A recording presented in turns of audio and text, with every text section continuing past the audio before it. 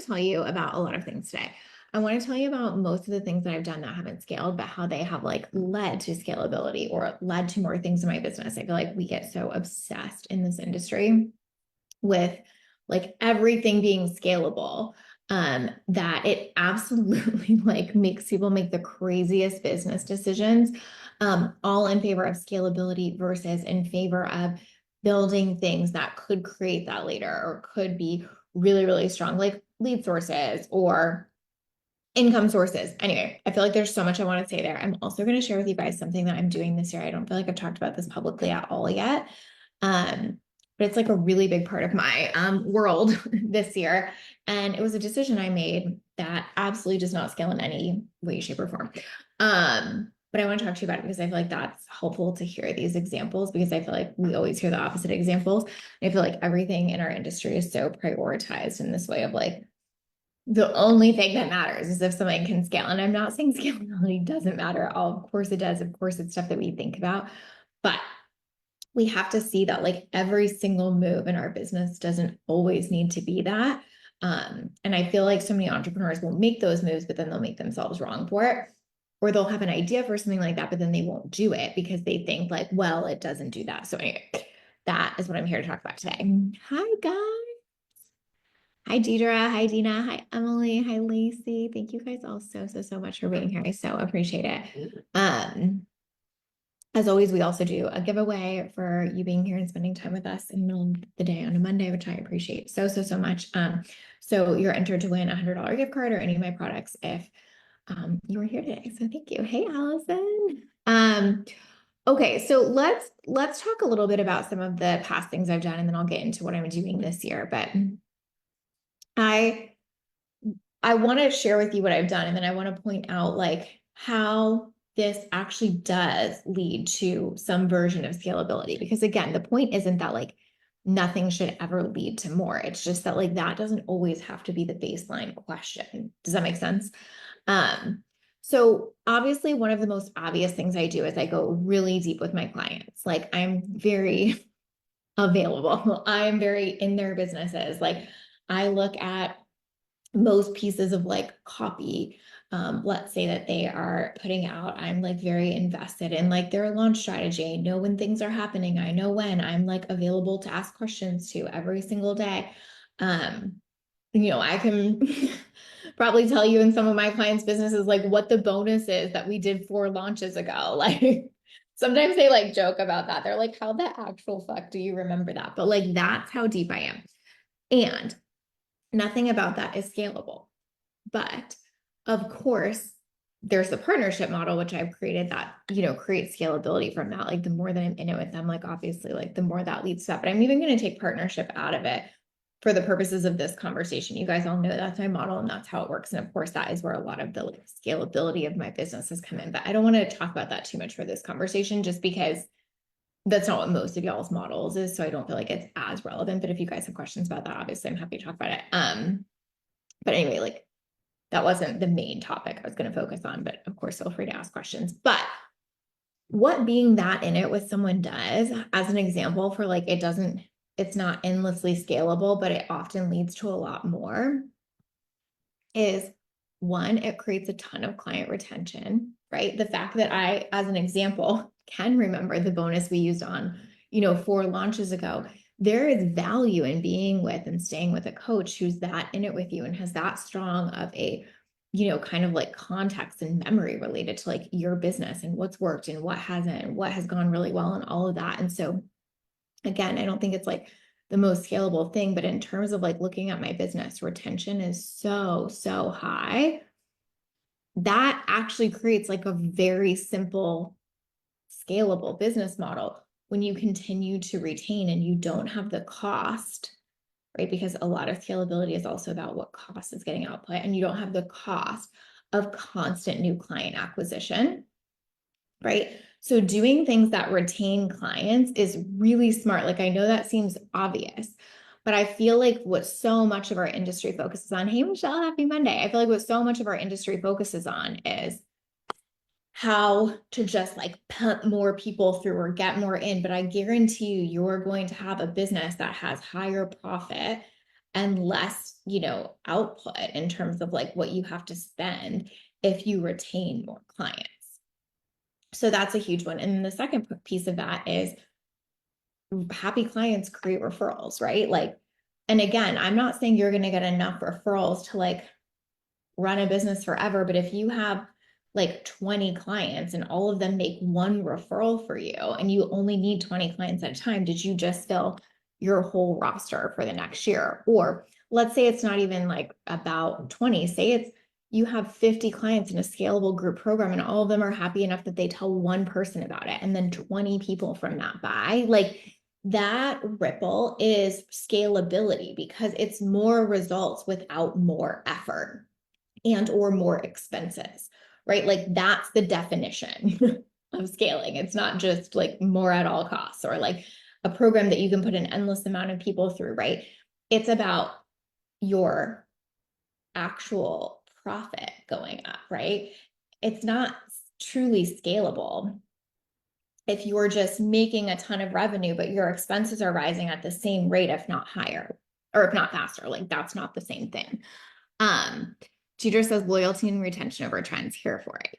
Adina said, I often feel like coach changing often leads to more problems for people. They have to get to know you again and again. It takes so much time. Yeah, I think that's true. I think a lot of people are spending a ton of money on someone new getting to know them all the time, like thinking they have the secret or something, right? Christina said, so many people so many people underestimate this on the client side. Having someone who knows where you've been and how you work is so much faster than jumping from coach to coach for the secret. Exactly. My business is doubling this year and I'm keeping the exact same coaches. We as coaches need to talk about this more. I think that is so true, right? Like, obviously it's really helpful from the coach side in terms of retention, but from the client side, it's insane too. Like this stuff helps so much. And so many of us like turn up our noses that in favor of this idea of like unlimited scalability or one more secret or one more strategy or whatever. Like there's a certain point where there's not another strategy. You have to make the one that you're already doing work better for you. There's like a certain point where like you teaching someone else your business for the fifth time in the last 4 years is not actually going to be that viable, right? Hey, Adrian, so happy to have you here. Emily said retention and referrals are we're constantly spending energy trying to find lots of new clients all the time. Exactly. Like this is scalable, right?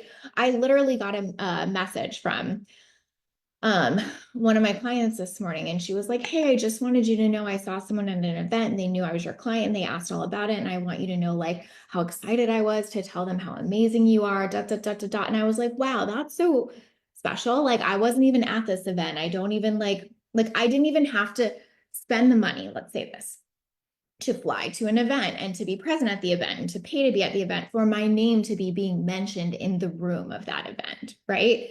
Like that is scalability. That's like, now I'm like saving on all of that and still getting that outcome. Again, not that that's like the entire point, like that, it's not like I'm like, oh, I'm trying to save on event expenses, but like it is just this idea of like you really giving a tremendous client experience will help so much with retention and referrals. And when you can do that consistently, here's what else happens. Your clients get better results. Like I think some people look at the results my clients are getting and they're just like, oh my God, like Lacey must know all these secrets. And like some of the secret is someone's been working with me for 5 years. Like we've just had time to build up a lot of results in their business. I'm not saying I'm not great. Like obviously I think I'm a really tremendous coach, but like of course, the results I'm going to help someone get in working with me for 5 fucking years is totally different than the results I can help someone get in 5 months. Like that just is objectively true. Like there's nothing that isn't true about that for any coach, right? And so the more you have that happening where you're like, okay, now I have this level of result that I can share. Of course, that's scalable too. You become known in a certain way, your reputation, your results precede you.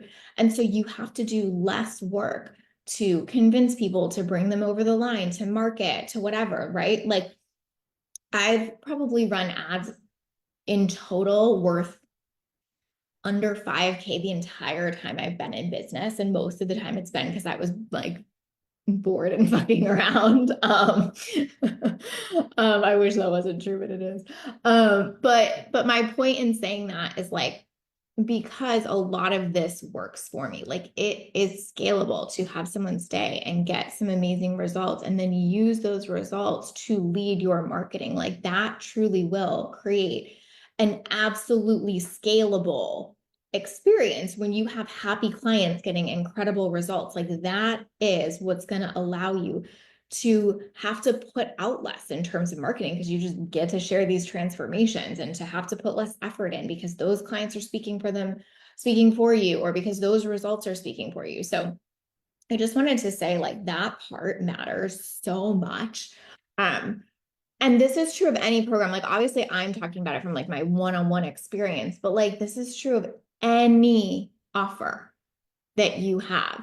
If you have an offer where you can retain people, which by the way is smart, like there should be some retention strategy built into your business. I'm not saying it has to be in the same offer, but you get what I'm saying. And you get clients great experiences and results in that, like your business can grow so much from that, truly. How do I reward someone who sends lots of referrals? I love a gift. I like always send gifts for stuff like that. Plus, it's so fun hearing your behind the scenes, or honestly, even just a thank you sometimes, like even if it was just something very small, like they're like, oh, so-and-so asked about you and I said you were wonderful. Like a really big appreciative thank you or a small gift or something like that makes a huge difference. Allison said word of mouth marketing is the best. Yes. You are so good at this insight. Thank you, Adrian. How do you not carry the weight of results or the lack of results from a client? How do I not carry the weight of results or lack of results? I mean, I think in some sense I do carry it in with the partnership model. Technically, I absolutely do carry that in the sense that like if they're getting great results, like I'm getting paid off those, and if they're not, I'm not getting paid off those. So there's not necessarily like a total problem with having some skin in that game or having some like level of responsibility or even like outcome associated with that for me. But the reason I don't carry like the intensity or true like heaviness of that is because I feel like if they're not getting those results, it's my job to know why, right? Um, and it's my job to communicate that. And so I feel like if I'm helping them figure that out, like that's the work I'm getting paid to do. I don't get too wrapped up in that. I also, again, I've been doing this a really long time. So I can see how someone can like get a shitty result this launch and then quadruple it the next. Or I see how someone like, here's a really good example. I see how someone can feel in a micro moment, like things aren't working, but then we look back on the last year of their business and they doubled or whatever, right?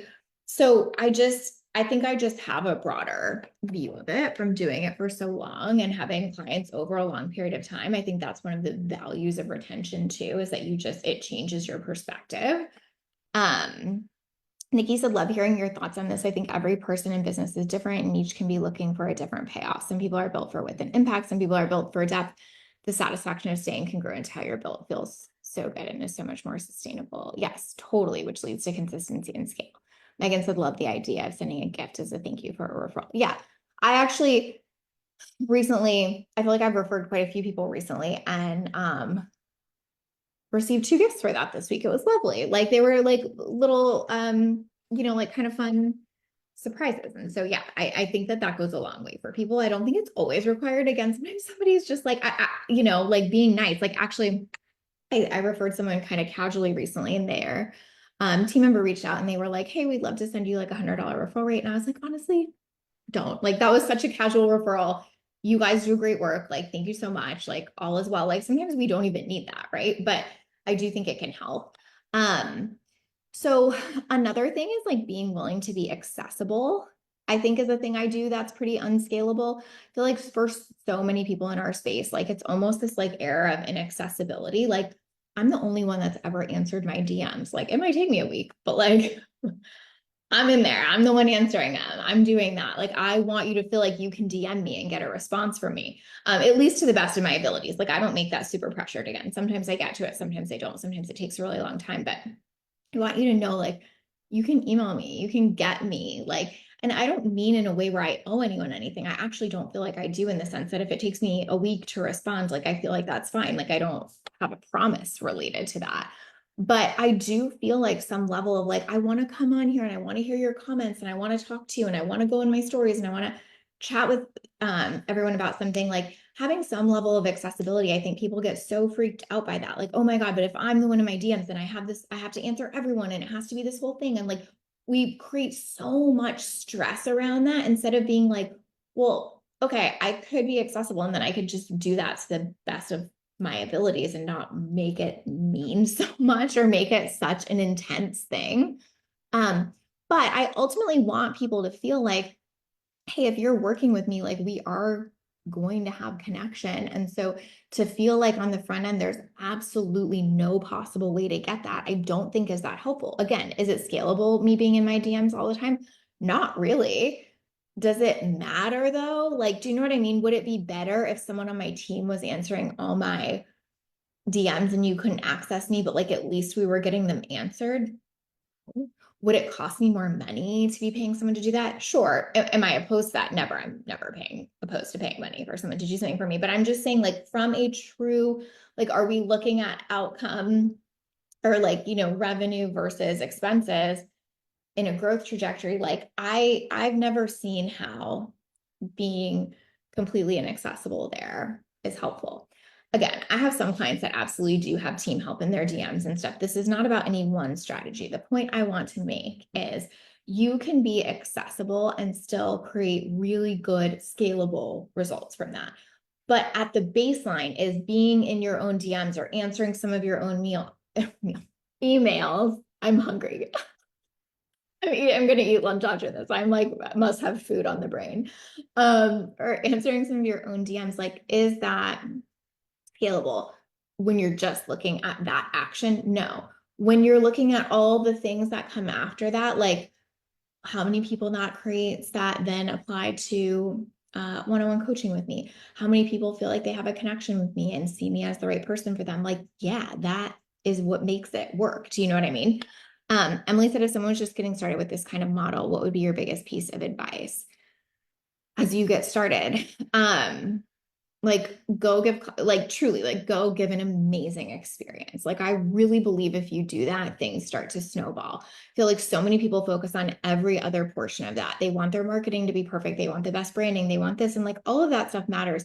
But if at the core of it, it doesn't start with giving the absolute best, most incredible client experience, none of the rest of the packaging of it matters. But if you get that part right, the rest is pretty easy to do, in my opinion. So that's where I would start. Another thing is I've always really done my own content. Like I've always had help with repurposing some of that content. But even in the age of ChatGPT now, whatever, like I want people to feel connected to me. Again, is that the most scalable thing? I don't, no, in terms of me being like my own content person on everything. But what I will tell you is that what I see more and more and more is when someone's willing to lean into their message like that, when someone's willing to be very human in what they're putting out, it makes a huge difference. Like you can tell if you're talking to that person or not. Again, I don't know that this is like the right move for every single person. I can think of other clients where I wouldn't make that recommendation. But again, this is just an example of like being very involved in your own content probably isn't the most scalable version of your business, but what that can give you is very scalable. Like I have a client who is incredibly involved in her own content. She has a very, very, very large following. She is 100% in her own shit. And she has such a scalable business because the level of strength and trust she has with her audience makes them buy like fucking crazy, but she is so engaged in her DMs, in being accessible, in doing her own content, that like her ability to like sell shit in an incredibly scalable way is so tremendous. And again, I feel like people want to step back from every area of the business. Like I don't want to deliver in my programs. I don't want to have to deliver in my content. We like pull back from delivery at all costs. And really, like, I think that's where people get stuck because they think scalability means you're not involved in any area of your business. And I just don't think that's what it looks like in a lot of these like service-based businesses that we're all running. Emily said, what's your take on if people have a great experience, but at some point just feel complete and want to integrate on their own? Do you think that's the gap in having the conversation about what the next chapter would look like? Or what's your take on that? I think it's totally normal that people are going to feel complete sometimes. I have no expectation that every client should stay with me forever, whether it's 6 months or a year or 2 years. Like if they came and got what they needed and they feel really good about that, like I have no, I don't think it's on me to tell them that that's not correct or that there's something wrong with that. I mean, certainly if somebody was saying like, I have had a client say to me before, like, um, I feel weird. Like, I don't know if I should re-sign this time. Like, what if you could find a client in this space making more money than me? And I was like, what the fuck are you talking about? Like, absolutely not. Like, I'll overcome that objection all day, every day. But if they came to me and they were just like, this has been an amazing experience, like, I feel really solid and complete here, I would be like, amazing. Like, if there's anything you want to process around that, and also like, rock on. I think that like just because we like retention, it doesn't mean that that means forever. It doesn't mean that a good coaching relationship never ends. Like I don't think that's true either. Um, with anything, I think there's like middle ground, right? Of like, yes, I love it when my clients stay with me for a long period of time. I think there's so much value in that. And I expect at some point all of them will tire of me or of needing that level of support or whatever. Like who knows? It doesn't matter as long as they had a great experience when we were working together. I think that's what really matters. Like, so if someone leaves because they feel complete, my intention would be for them to leave and still mention my name in a room because they think because it was still such a great experience, even if they feel complete in it. You know what I mean?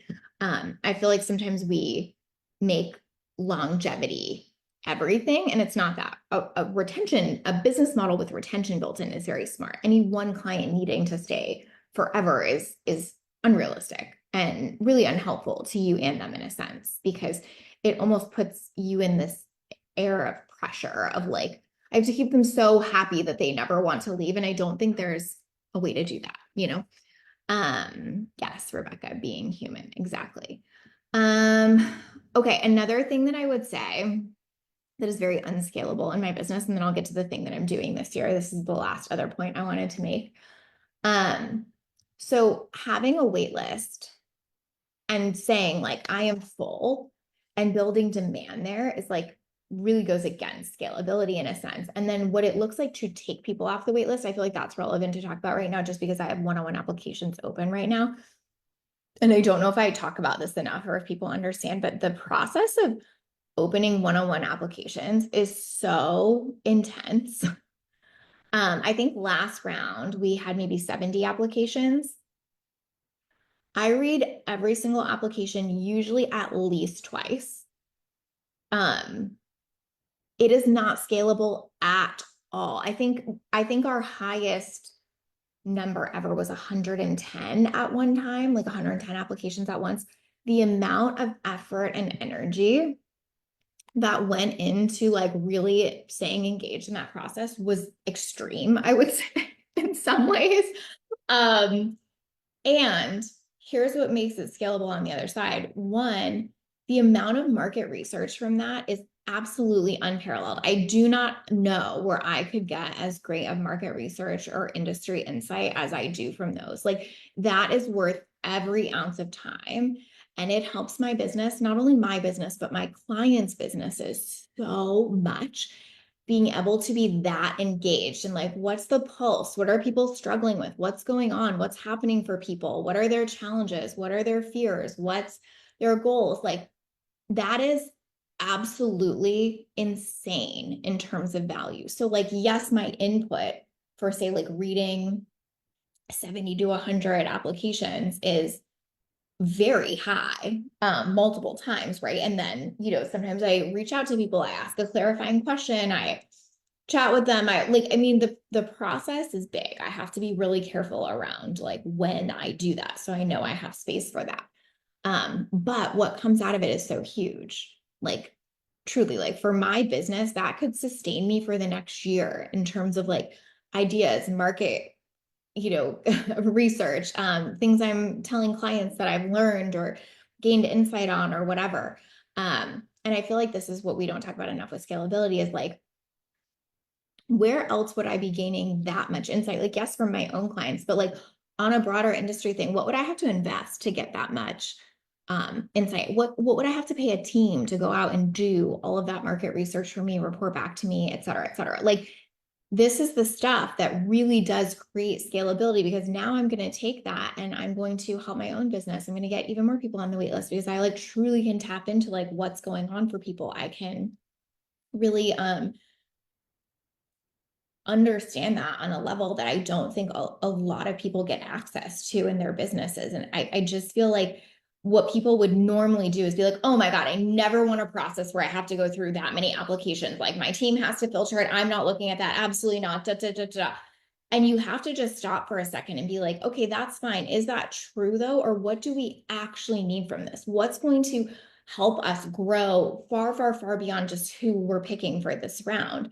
And so that's the question we're not always asking ourselves, is we're just quick to be like, oh my God, this is not scalable. If I got this many applications again, I couldn't, da, da, da. And we like get in this tizzy instead of being like, no, no, no, like this matters. This is giving me back so much more than I'm giving to it. How can I structure the next couple weeks to make room for that? I mean, that's really the better question, in my opinion, in some of these circumstances, right? Adrian said, so grateful for these conversations. I feel so grounded, like everything is possible. Oh, I love that. Thank you. Emily said, for your business, what is full capacity for you for your 6-month one-on-one? I know it's different for everybody, but not a lot of people talk about that. I would say it's usually like around 22 clients, give or take. For me, is at full capacity. Lacey said, love that perspective. I've had to apply for scholarships before and the info is so helpful. Yes. Oh, you've had people apply, I get what you're saying. Yeah, yeah, yeah. It's so amazing. Emily said, so when you are selling and marketing consistently, like, oh, when you are selling and marketing consistently like you do, are you mostly promoting your wait list? Yes, is the answer to that. Christina said this, I review all of my mastermind applications and it's so helpful, both in terms of marketing and curating a mastermind that's truly special for clients. Yes, like, and all of that, like if we take Christina's example here, she reviews all of them. Not only is that going to help her marketing a ton, but it's going to also create an incredible client experience. And now that she has really solid client experience and really incredible marketing from that, guess what? Scalability, right? Like there's so many like dominoes that could get knocked over if we start back here with things that don't scale. But so often we're just looking at the microscopic thing and making a decision based on that, like, oh, I don't have time to review those applications, instead of being like, yeah, that's not super scalable. I couldn't review 70 applications like every 3 weeks or something like that. But if I do, the amount of dominoes it knocks over that makes everything else easier, more cost efficient, more scalable happen from there, you know?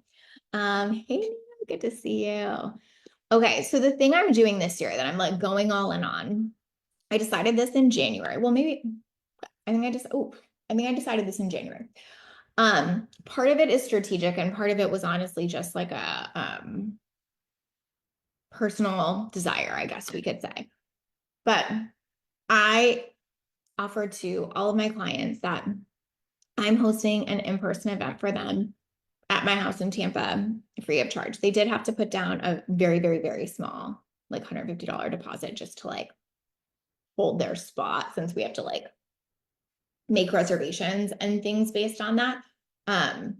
But that's really more so they're committed that they're coming. And so they're not like, oh yeah, I'll be there. And then that weekend, like half the people show up or something. Like they did have to do a thing. Like they had to put down a very small deposit and sign a contract. But my point is, that is not scalable at all. To be like, I'm hosting an event for all of my clients. They get to come to my home.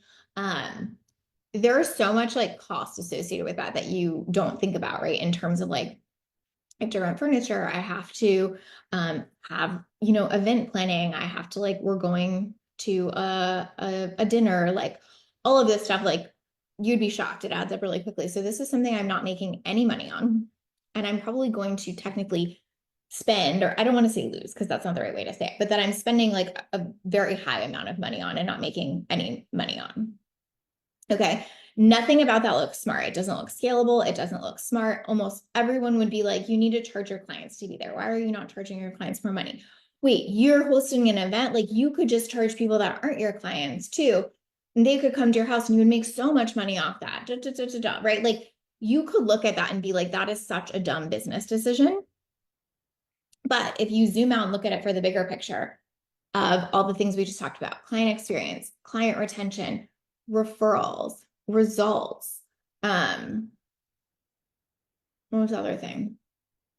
Oh, market research. Like that what is going to come out of that event is so obviously worth it for me.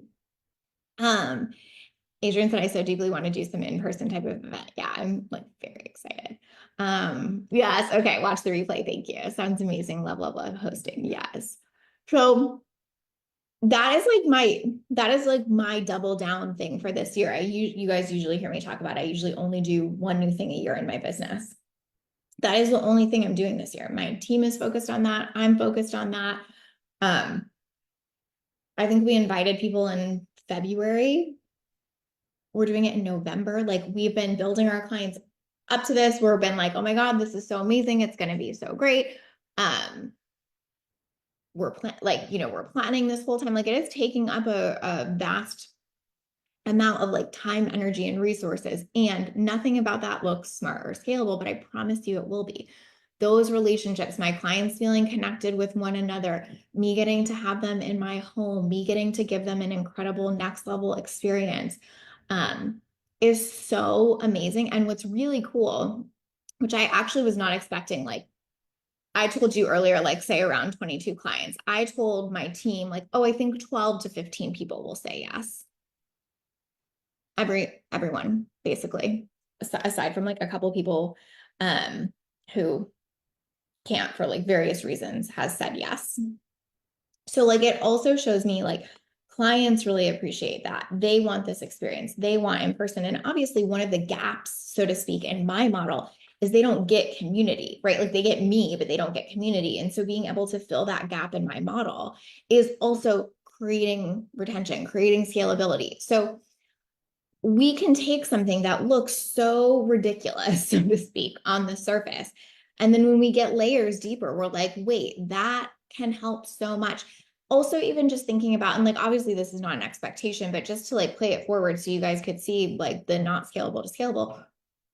So I have 22 clients at my house. And honestly, it'll probably be even more than that because one or two people might be ending and then I'm bringing on a couple new people, but even uh, someone that was ending was like, hey, can I still come? And I was like, she was like, I was already planning on coming. Like, am I allowed to still come? And I was like, absolutely. And so it'll probably be even more than 22 actually. All people are going to be here. They're probably going to share that. They're going to talk about this experience. They're probably going to like tag me. We're going to have photos. Da, da, da. Like even the marketing output, let's say, of that will probably do more than if I took exactly the amount of money that I'm spending on that event and put it into ads. Like really, if I do that in my head, like what I will probably like gain, and again, not that this is the whole point, but just to show like the strategy behind it, what I will probably gain in terms of hosting this event versus if I had taken that same amount and invested it here this year, I can almost guarantee you without looking at the data that it will be greater, like far greater. And so this is the stuff, again, like sometimes it's not just about like, well, I'm going to pour money into ads because ads scale. Again, ads are a great strategy. I'm not like saying that's wrong. But for me, I have to look at that, right? Of like, does that make sense? Or could I do this other thing that might not totally make sense on the surface, but is actually probably going to produce better results than this could, even though this is more scalable? Like, these are the questions that I think we don't ask enough or talk about enough, right? And again, I think so often we're so concerned with like what's that one outcome of it versus like what are the knock-on effects of this for like the next, year plus kind of thing. It's huge. Michelle said, God, that sounds amazing. Adrian said in the world of digital and AI, offline and in-person is where the richness is. Yeah, I love that, where the richness is. That's a good way to say it. Emily said there's nothing like meeting in person when your relationships have mostly been virtual. Yes, exactly. Yeah, Christina's same. Nothing can replicate in person. I know you know that. Emily said you said you get like 70 plus applications that you review when you open spots. How long in depth is your application? Do you give enough of a snapshot to see if someone's a good fit? Do you do a fit call after that? It's pretty in depth. I think there's maybe 10 questions on it. I could be wrong. I would say there's in the range of 10. It's definitely quite in depth. Like I want to know their business model. I want to know what's working. I want to know what's not working, what's going on with their income. What are their goals? What have been their challenges? Do they have other support? Like, I'd say it's like fairly intense. Um, so I think I get a pretty good idea of that. Typically, if I'm like, want to know more, I can reach out. Um, I have done calls before. I don't always. That part just depends. It's not like I'm opposed to it, but sometimes by the time I get to the end of that process, I feel quite certain. I usually also go to that person's social media. I watch their stories. I'll maybe listen to a podcast. Like I really try to know them. And so typically by the time I'm like selecting, I feel like I know them really, really well. So sometimes we would have a call, sometimes we wouldn't.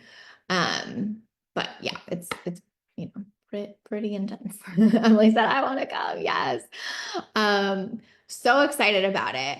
But I feel like it's just one of those things that I just wanted to show, like the amount of time, energy, and money we're dedicating to this thing that has no immediate direct payout and will still be a scalable thing in my business is important to say. Because I feel like a lot of the time we just wouldn't do that, right? We would be like, well, I'm not going to make any money on that event. I'm not about to put out, tens of thousands or something like that on a thing that I'm not going to see any kind of return on. But if you've been in business, if you know your client pipeline, if you know your people and your market well, typically you can see that there are probably ways that that thing can pay off. And it's, again, been a desire of mine. I've been really wanting to do this with clients for a while. And I finally just needed to be like, it's time, pull the trigger, and then get really strategic around it too. But this is taking up my year, so to speak, right? And I don't mean that like I'm working on it every day kind of thing, but I am trying to be super intentional about what experience are we curating? What does this look like? All of that kind of stuff. So it is, time intensive in terms of that and the experience we want to give. And I really, really know that it will be worth it. But sometimes you have to be willing to do the unscalable thing to get the scalable results. You look especially glowy and gorgeous right now. Oh, thank you. I'm not gonna lie. I've been using a new face thing and I really think it's helping. And you just confirm that for me. It could just be that I'm, have fresh makeup on. But I appreciate that, Jessica, because I've been like, I feel like this new thing is working and I think it might be.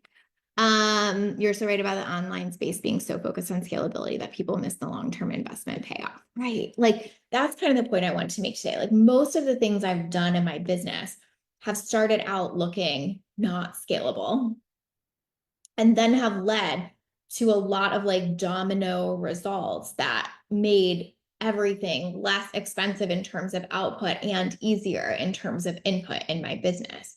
So when you look at it like that, it just gets so much easier to be like, oh yeah.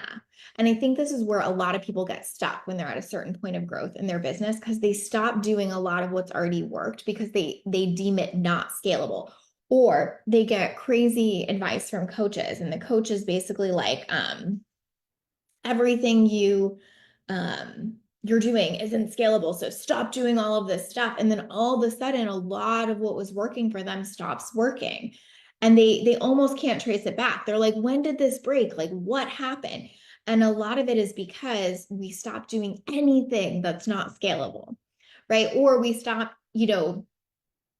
asking the right questions as opposed like, in terms of like, hey, does this get me like more retention? Does this give a better client experience? Does this give us more referrals? Blah, blah, blah. And we started asking questions more like, yeah, but like, how much of my time does that take up or whatever? And again, not that that's not an important thing to be conscientious of where you're putting your time and prioritizing it. It just doesn't have to be to things that like only could reach 5,000 or 500,000 people or something. You get what I'm saying? Happy to confirm. Can someone tell me what yeah, I'm doing an event for all my clients at my house. Like I want to say free of charge, but again, like asterisks, they had to pay like $150 to tell me they're coming and sign a contract. But like basically, and I was just talking about how like that's a thing that like looks so unscalable on the surface, but is going to create a ripple effect of a ton of results. But like that's what we often give up. Like when I see people or when they'll like fill out an application for one-on-one or they'll come to me as a client and they'll be like, okay, well, I was doing this and it was going really well. And then this happened and this happened. Like, I'm not sure what's going on now. And again, when you're in it, it's your own business, it's so hard. But as a coach with like that outside perspective, it's so easy to be like, okay, so it sounds like what you were doing is you're like really connected with your people in your audience. And then all of a sudden you got advice to change all of that. And now you're not really connected to your people in your audience. That might just be it. Or your clients or insert whatever thing, right? And so I feel like this is just a helpful perspective that I think would be useful for us all to hold a little bit more is that, like, yes, we need to consider scalability, and it's not the end all be all. It's not always the initial thing that has to be the most scalable, as long as it leads to outcomes or, you know, a knock-on effect that does push you in that direction. Jessica said, did an in-person retreat with my mastermind last year. It was so good. Oh, I love that. So many people are so into in-person right now. I think we're like craving it so much. Emily said, have you ran an online group before? Is there a podcast episode where you talk about how you made the decision to stay one-on-one? Yeah, I did have an online group. I think I launched 3 times before deciding I didn't want groups. I have a lot of places where I talk about that. I'm trying to think of what the best place would be. Pretty sure I have a live stream on it. I'll make a note. I'll come back and try to find it for you. Let me just write it down. Live on group. Okay, great. But the short answer is yes, I did it a few times and was like, this just isn't for me. I'm just doubled down on what was for me and what worked. Not that there's anything wrong with groups, but it's not my personal fave. All right, I think that's it. I think the point has been made of like, sometimes you have to do unscalable things that create a lot of massively scalable pieces in your business. Like most of the things that I've done that have not been scalable by traditional standard are the things that have led to like the biggest and best results in my business, the things that have made my business the easiest, the things that, you know, continue to grow our income, grow our client roster, grow our wait list, all of that. So I hope that helps in the age of scalability above all else. I think it's just important to remember that like that is part of the pie, but it doesn't have to be the whole pie. And when it's not the whole pie is when actually things can sometimes get better and easier too.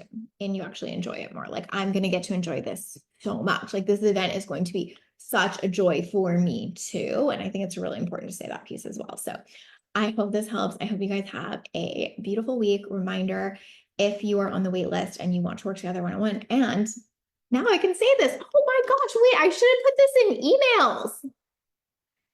Dang it.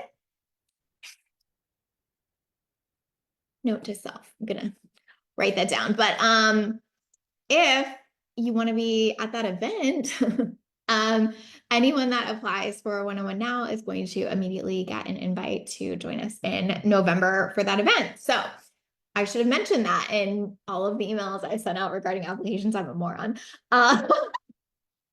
See, we can't all get it right.